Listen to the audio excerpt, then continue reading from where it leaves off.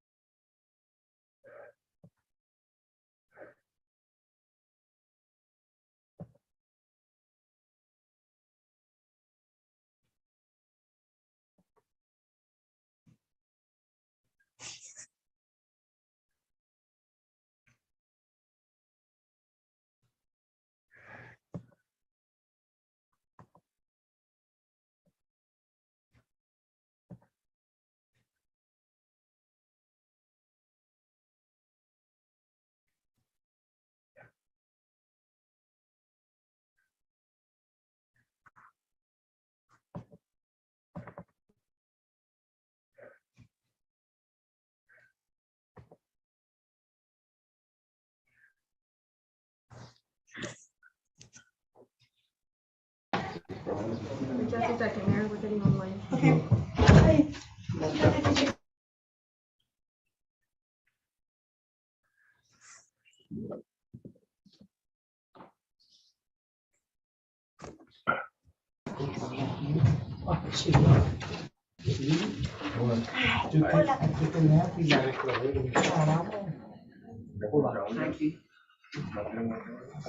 See ya.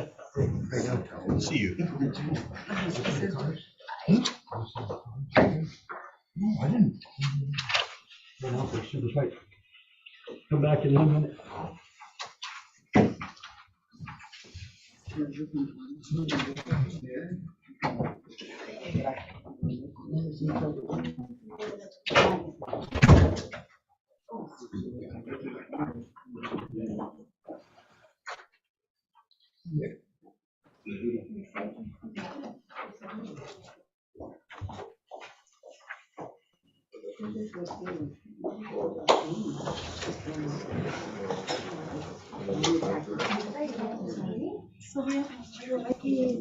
I'm not trying.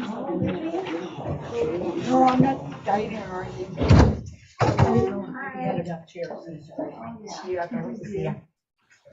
Está muy chiquito el lugar aquí. No, yo aquí, yo no sé por qué lo pusieron así. How you doing? Pero yo sé, pero cuando lo hicieron eso, You got those close to somewhere for that price? That's crazy. The graphics look good. I like that light graphics. Understated, it looks good. We're gonna go ahead and call the council study session for Tuesday, May 10th, 2022 to order at 6:02.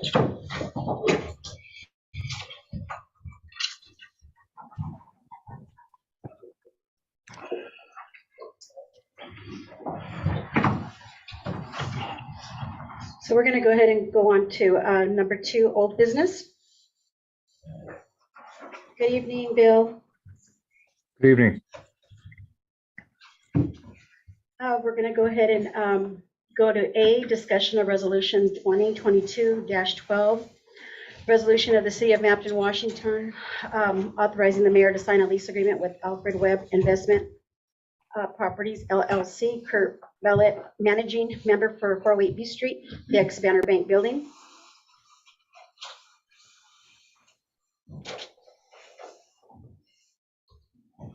And we did give some information. We gathered a lot of information and it was given to y'all. It's a breakdown, the packet, of the expenditures. And so I'm gonna let Josh go ahead and come on screen so he can explain it, please. Josh? Yes, ma'am. One second. Thank you. Hi there. Okay. So we have here a breakdown to the best of our ability. There's a couple of conversations pending yet, but to see what it would actually take to move into that building. So on our breakdown here, we have, give me one second. I'm going to pull it up actually so that everybody can see. So anybody there that's far enough over, they can actually just look at the screen here, and I'm going to show it for everyone. Give me one second.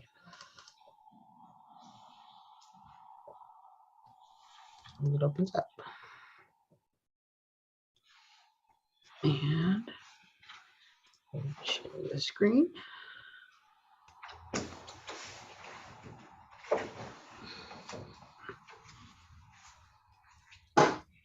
Okay, so can everybody see this? Yes. Okay. Okay, so some of the things that we've done already. So I want to say the mayor did get a little excited and do some painting there. We did get some furniture. Actually, so that was done with a business that was closing out. So we got 6 desks, 3 chairs, some various artwork and stuff for $555. Like I said, which was a great deal. The thought on that is either way, the ones that we have are falling apart. And so we got 6 for the cost of 1. So we can use those wherever they end up. So some of the costs that we are discussing that we would incur as we move along here. So the rent for that building would be $900 a month. And it does not start until July. Is that correct, Mayor? Yes, July 1st. July 1st. Okay. So that's how that would start. And then the power bills, we actually did a breakdown there. So we were looking at what it costs to run power to that building versus what it costs to run this building. So if you'll starts on page 2. Page 2 is 2018. Page 3 is going to be 2019.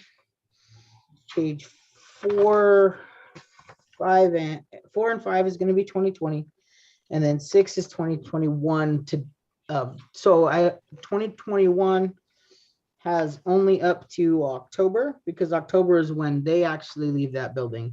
But let's go through it year by year here first. Sorry, I'm bouncing around a little bit.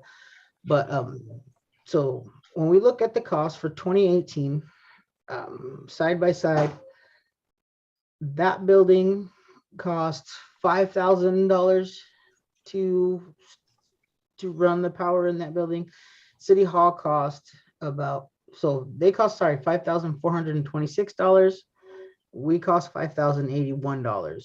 So their power there was about $300 more in 2018. Now 2019 is a little different. So power in 2019 cost them $6,600. And it actually costs us about $12,700. I'm not sure, honestly, what the spike is, why there was so much more power used at that time. But I mean, it looks to be pretty clear that there would be some savings if the comparison is accurate from that year to the next. So let's see here. So 2020 is kind of fun. Now I'm just going to explain it a little bit. The reason that so what you've got here is the breakdown is down into different, each little charge. But so you have the whole story in front of you. It's just that the subsequent pages is where it has it, because it's not going to fit all on one page. But the total for that building in 2020 was $5,049. And in this building, it was $4,676. Now, the thing to keep in mind is in 2020, of course, COVID-19 happened, and their doors were still open while our doors were closed. So I think that is where the difference is there. because when we pull into 21, which like I said, this is all just the page that's in front of us is the bill being broken down and broken down for 2020. But in 21, so they have about $2,800, which is, like I said, that's when their doors start closing.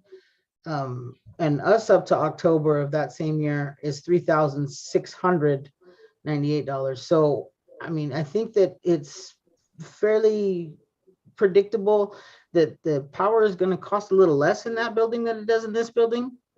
Just because obviously this building's bigger, that building's sealed up a little tighter. So we can see, but that's just so we have sort of a general idea. More or less, though, it's kind of even at a minimum. You know, it's not going to incur any more cost for us to do that. Okay, and when we get to so there's a couple of one-time costs here. So we were talking about the alarm system. So it would cost us $300.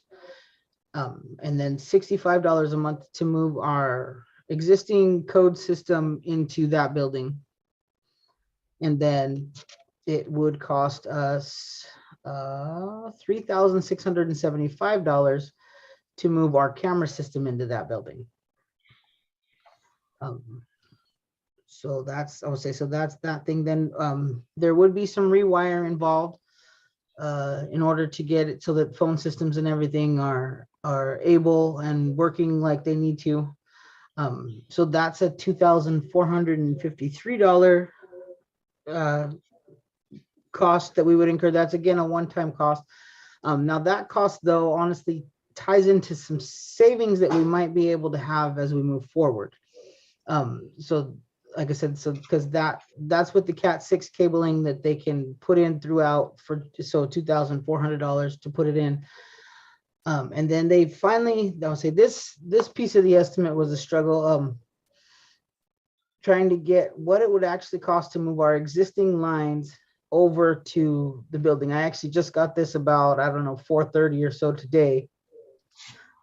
So they said that they can do that for $100 a line, or so while we're making the move over, they could make it so that we can run the phones both here and in city and in the bank building there for $6 a month. So it wouldn't cost anything really until we actually make the switch over. But the interesting piece of that conversation, so is when we hit the next group of stuff. Now this is just a company that's offering to try and switch us over to, it's called a VoIP system. So an internet-driven phone system rather than a regular hardline system, which this building at this point, with all the conversations we've had, just will not support. I mean, so we can't get this here because we have the old copper lines and we have too much old hardware to update the wiring to support it there. Now this is the whole quote, so we only really need the last page of it, but I wanted to make sure everybody saw all of what they actually sent us, some of the options on that. And so that comes out to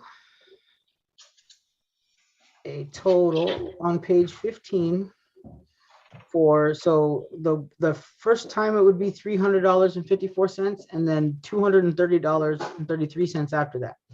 Now that gets us, though, according to what if I understand it correctly, that gets us 10 lines, which is what we have now. So we currently have 10 lines, and that costs us, actually these two together, so it costs us $2,763.48. That's for 21.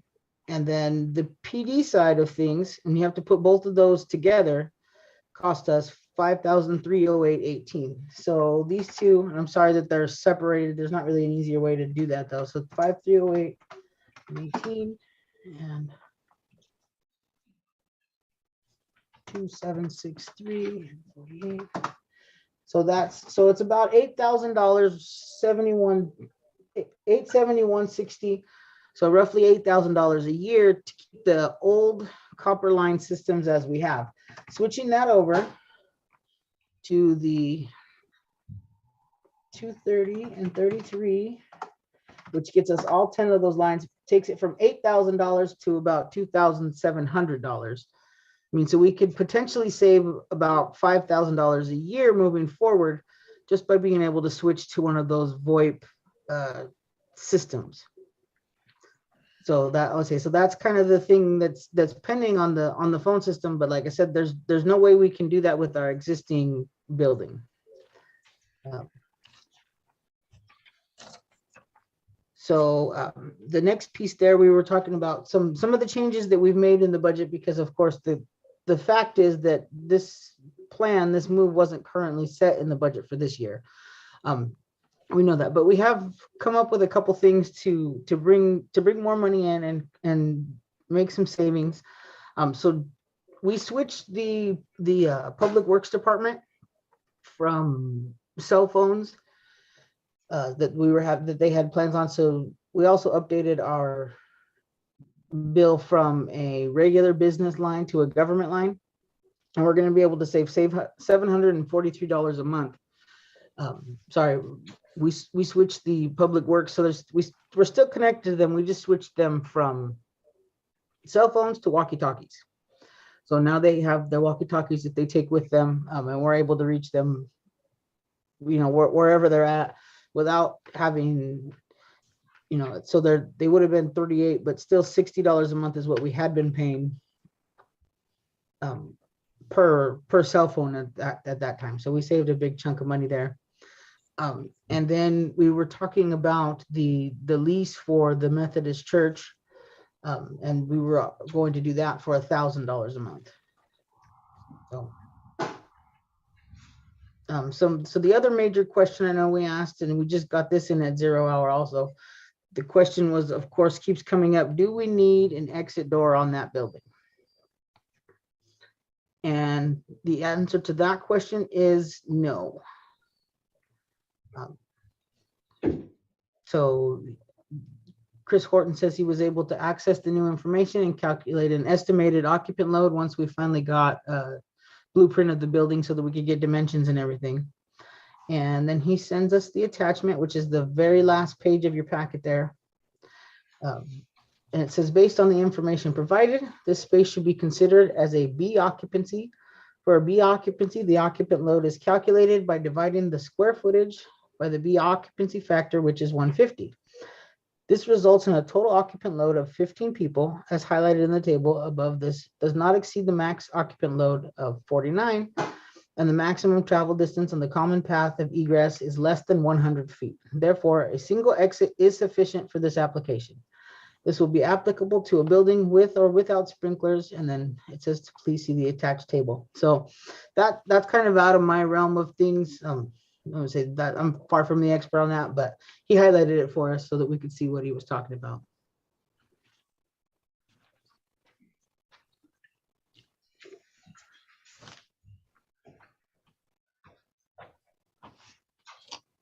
So I would say, so that's what I have. I would say there's the information for us to discuss, and I'm happy to answer any questions.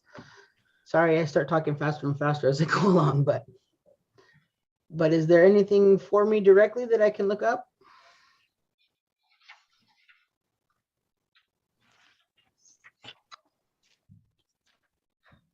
Anybody on the council have any questions for Josh?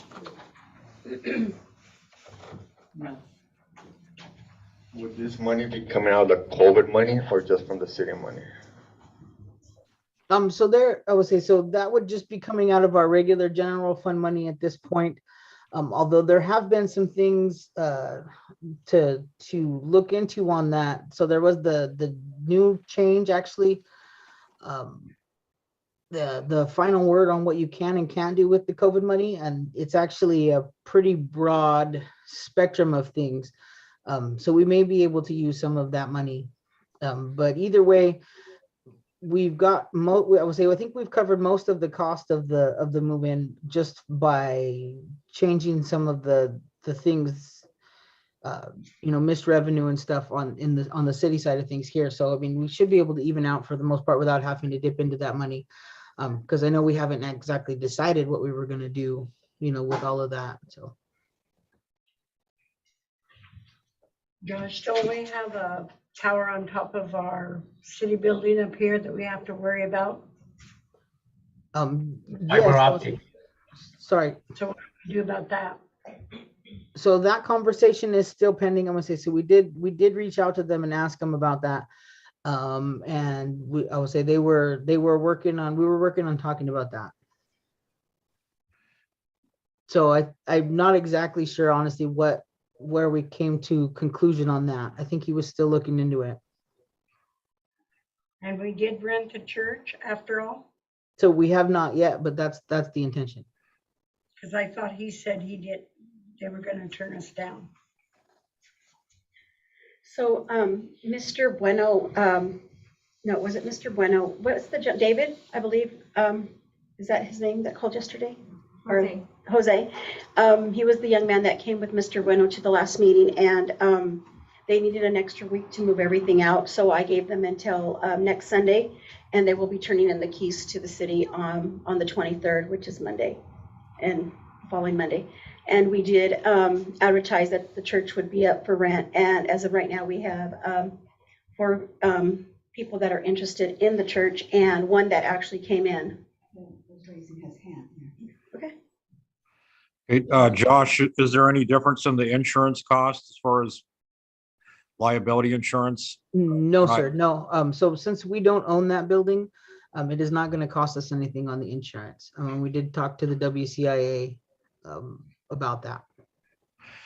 Okay, also, did you do any checking into, somebody mentioned wheelchair accessibility comparison between the 2 buildings. Do you know anything about that? I want to say I don't know. I want to say exactly about that. So, I mean, I've heard it mentioned, but I didn't hear any specific conversation. Sylvia, was that something that you talked about, or did we actually talk to somebody? I'm not sure. Correct, and Mayor can share that because. Yes. So I was looking more into the wheelchair accessible that we have out here, and the sidewalk is not level for a wheelchair. We do not have any handrails to come up the stair, with the little step to get up onto the first step to get into the city hall. I know that we did have someone came in a wheelchair this week, I believe, and upset because they were not able to get their wheelchair up onto the ramp and into the door. It wasn't wide enough if they wanted to. So the window is closed. So we do need to get a wheelchair accessible for our citizens. I know yesterday I had a older lady, she stopped me outside and she's like, I cannot be walking with my cane, like this. And I think we have more of a big liability issue if we stay where we are, just with the whole wheelchair accessible. That, we can't get a wheelchair through that door. And there's not enough room. I mean, today, when me and Sylvia walked in the office, we almost hit a gentleman that was standing at the door because he was standing right when you walk in. So that's my issue with the wheelchair. And how does the bank building compare? It's leveled. It has a wheelchair accessible parking space in the back, and it's all level all the way around. And the doors are wide, and there is more than enough room for the wheelchairs to move around in the bank. Yeah.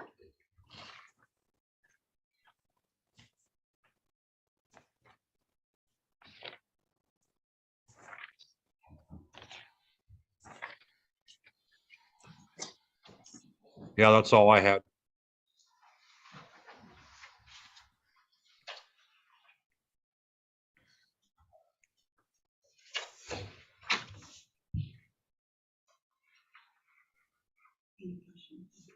Doing for the, just No, it's not for. not for the, Not yet. not citizens, but any questions up here for council? No. No. You're on. Judy? Okay. So anybody online?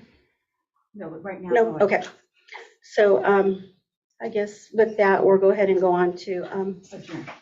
The study session. number 3. No, okay. So we're going to go ahead and move on to number 4. Nope, no executive session. So then we'll go ahead and adjourn this meeting at 6:23.